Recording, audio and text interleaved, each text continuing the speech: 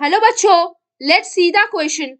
And the question says that it is said that the harmful alleles get eliminated from population over a period of time. Yet sickle cell anemia is persisting in human population. Why? तो आ जाओ बच्चों, थोड़े से की concept के ऊपर बात कर लेते हैं, चीजों को अच्छे से समझ लेते हैं, तो क्वेश्चंस को हम बहुत इजीली सॉल्व कर सकते हैं. बच्चों देखो, पॉइंट वाइज बात करने हैं. Sickle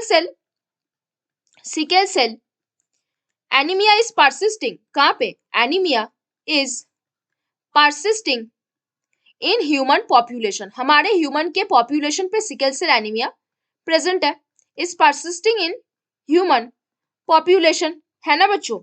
it is a good disease example of balancing selection. अब ये जो है, it is a good disease example of balancing. Good disease example for किस चीज के लिए बच्चों? Example of a balancing selection.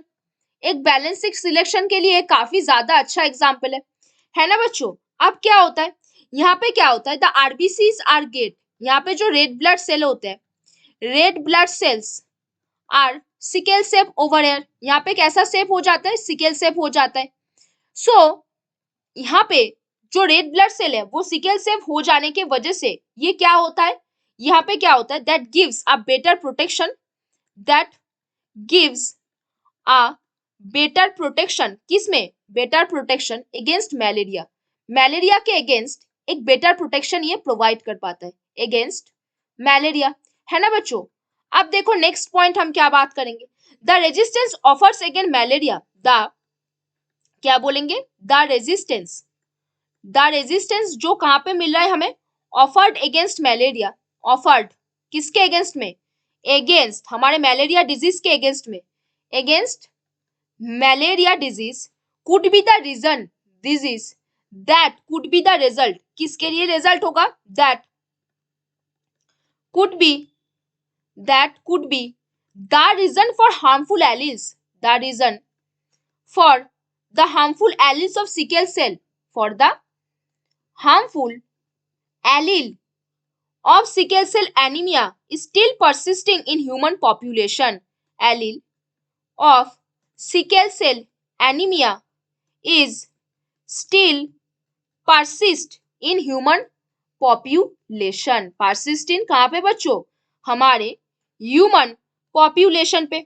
और वो अभी भी क्या नहीं हो गया बच्चों? डिस्ट्रॉय नहीं हुआ है.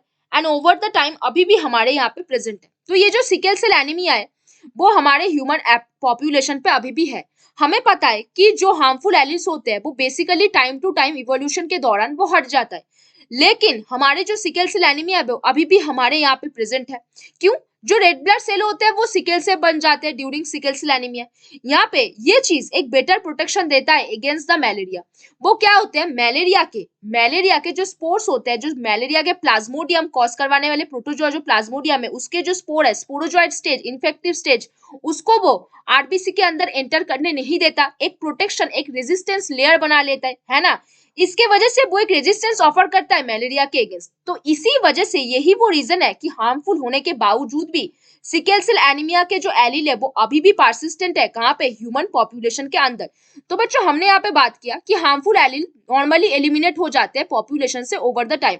बट सिकल सेल एनीमिया हमारे लिए हार्मफुल होने के बावजूद भी क्यों प्रेजेंट है वो हमने जान लिया बच्चों. तो बच्चों hope you understand the question very well. Best of luck बच्चों.